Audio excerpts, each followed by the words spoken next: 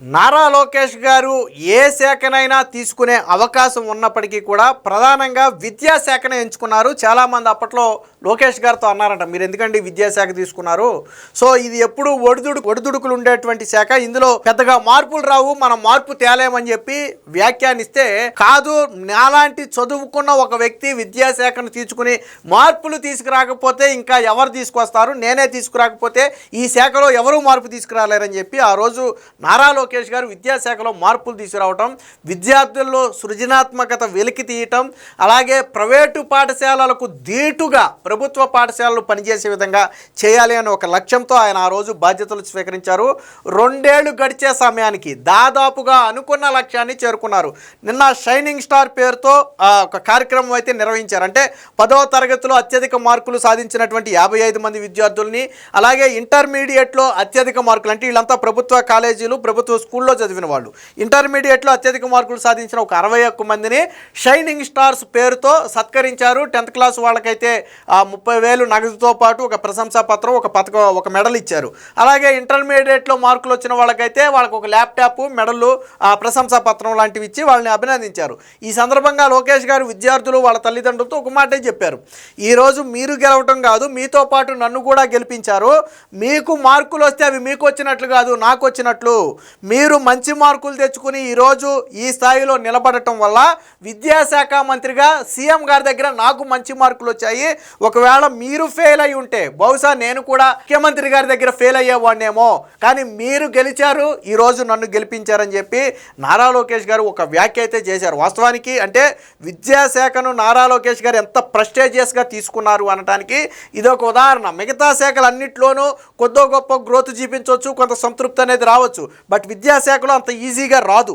కానీ అలాంటి విద్యాశాఖలో కూడా ఈరోజు సంతృప్తికర ఫలితాలు వచ్చాయి. దానికి ఒక చిన్న ఎగ్జాంపుల్ ఏంటంటే, ప్రైవేటు పాఠశాలల నుంచి ప్రభుత్వ పాఠశాలలకు వచ్చినటువంటి విద్యార్థుల సంఖ్య ఎంతో తెలుసా? అక్షరాల 106,000 మంది ప్రైవేటు పాఠశాల విద్యార్థులు ఈరోజు ప్రభుత్వ పాఠశాలలో పెరిగారు.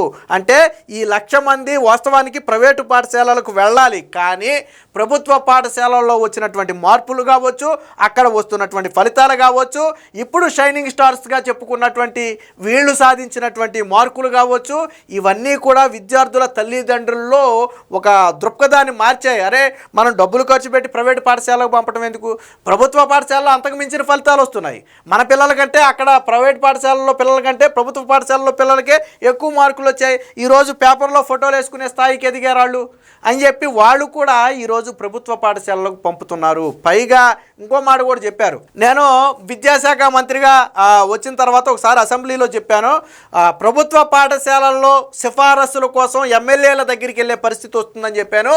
ఆ పరిస్థితి ఈరోజు వచ్చింది. నిడమర్రు పాఠశాలలో నిడమర్రు పాఠశాలలో ఒక విద్యార్థికి సీటు ఇప్పించాలని నేను మంగళగిరి నియోజకవర్గంలో పర్యటనకి వెళ్ళినప్పుడు ఒక తల్లి నాతో మొరబెట్టుకుని చివరికి నాతో గొడవ కూడా పడింది, మీరు ఎట్టి పరిస్థితుల్లో మా పిల్లవాడికి సీటు ఇప్పించాల్సిందే ఆ స్కూల్లోనని చెప్పి. అంటే ప్రభుత్వ పాఠశాలల్లో సీటు కోసం ఒక మంత్రిని అడిగే పరిస్థితి ఎందుకు వచ్చింది ఈరోజు అంటే, ఆ మార్పే నేను రావాలని కోరుకున్నాను.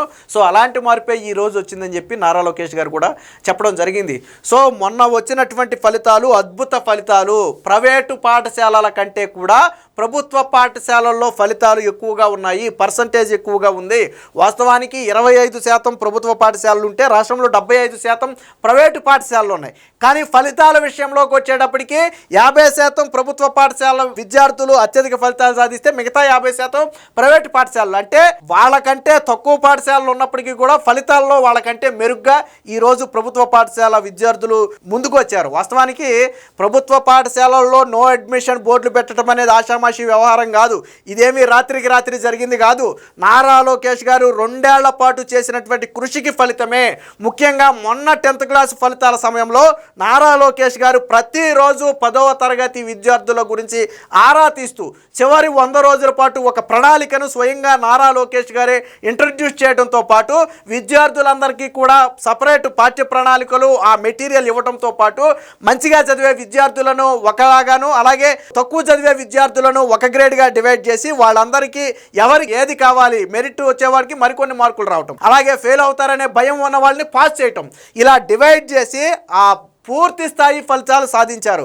అలాగే ఈరోజు ప్రభుత్వ పాఠశాలలో అద్భుతమైన భవనాలు ఉన్నాయి, అద్భుతమైన ఇన్ఫ్రాస్ట్రక్చర్ ఉంది, అలాగే ఆట స్థలాలు ఉన్నాయి, క్వాలిఫైడ్ టీచర్స్ ఉన్నారు, మధ్యాహ్న భోజనం ఉంది, విద్యార్థులకు స్వయంగా బుక్స్ ఇస్తున్నారు, కిట్స్ ఇస్తున్నారు, షూస్ ఇస్తున్నారు, అలాగే విద్యార్థులకు అవసరమైనటువంటి మినరల్ వాటర్ లాంటి సౌకర్యాలు కల్పిస్తున్నారు, ఆట స్థలాలు కల్పిస్తున్నారు, ల్యాబ్ సౌకర్యం కల్పిస్తున్నారు, డిజిటల్ క్లాస్ రూమ్లు ఏర్పాటు చేశారు, తెలుగు మీడియం, ఇంగ్లీష్ మీడియం, ఎవరికి ఏ మీడియం నచ్చితే ఆ మీడియంలో చదువుకోవచ్చు. సో ఇలాంటి ఇన్ని ఫెసిలిటీస్ కల్పించారు కాబట్టే మొన్న 10వ తరగతి ఫలితాల్లో ప్రభుత్వ పాఠశాలలను తన్ని రారాజుగా, మొన్నటి ఫలితాల్లో ప్రైవేటు పాఠశాలలను తలదన్ని ప్రభుత్వ పాఠశాలలు రారాజులుగా మిగిలాయి.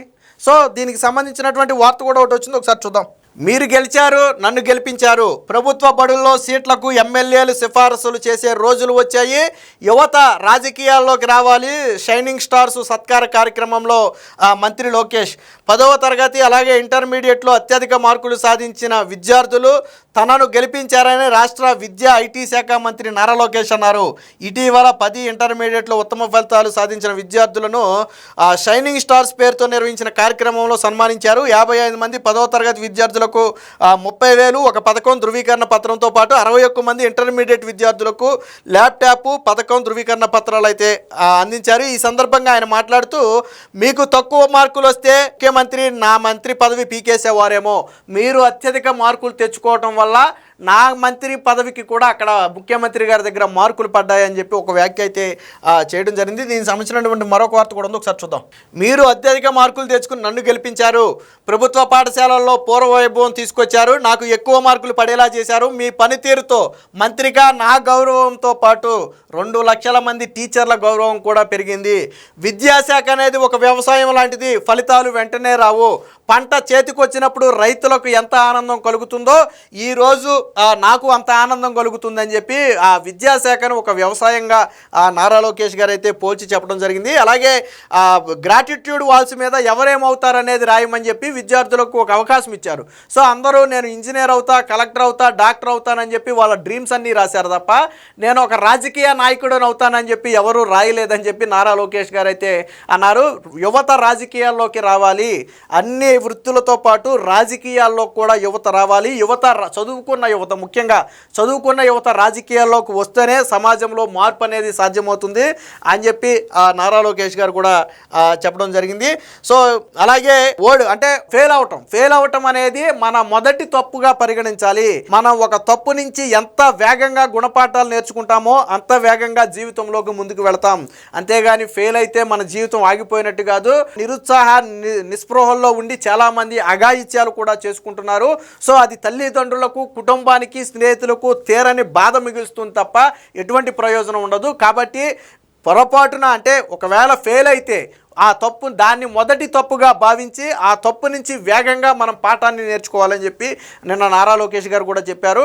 అంటే గెలిపోవటములు అనేవి సహజం, దేన్నైనా సరే గెలిచినప్పుడు ఎంత ఆనందంగా ఉంటామో ఓడిపోయినప్పుడు కూడా అంతే ధైర్యంగా ఉండాలి. అలాంటి వ్యక్తులే జీవితంలో ముందుకు వెళ్తారు. కేవలం చదువు ఒకటే కాదు, ఇతర రంగాలలో రాణించి ఈరోజు ప్రపంచంలో వెలుగొందినటువంటి అనేక మంది ఉన్నారు. వాళ్ళని కూడా మనం ఆదర్శంగా తీసుకోవాలని చెప్పి నారా లోకేష్ గారు అయితే చెప్పడం జరిగింది. ఏదైనా మొత్తంగా ఈ షైనింగ్ స్టార్స్ కార్యక్రమం ద్వారా నారా లోకేష్ గారు యువతలో స్ఫూర్తిని నింపారు. ముఖ్యంగా విద్యార్థుల్లో రేపటి రోజున విద్యార్థులందరూ కూడా నేను కూడా బాగా కష్టపడి మంచి మార్కులు తెచ్చుకోవాలి, మంత్రి గారి చేతుల మీదుగా అలా సన్మానం పొందాలి, లేదా ఒక ల్యాప్టాప్ తీసుకోవాలి, ఒక పథకం తీసుకోవాలనే ఒక స్ఫూర్తిని ఈరోజు విద్యార్థుల్లో అయితే లోకేష్ గారు నింపారు. అలాగే విద్యార్థులను ప్రోత్సహించి ప్రభుత్వ పాఠశాలలకు పంపి ప్రోత్సహించినటువంటి తల్లిదండ్రులను కూడా నిన్న నారా లోకేష్ గారు అయితే అభినందించారు. మొత్తంగా షైనింగ్ స్టార్స్ కార్యక్రమం ద్వారా రాబోయే రోజుల్లో నెక్స్ట్ ఇయర్ 10th క్లాస్ విద్యార్థుల్లో కూడా నారా లోకేష్ గారు స్ఫూర్తి నింపారు అనడంలో ఎటువంటి అనుమానం లేదు.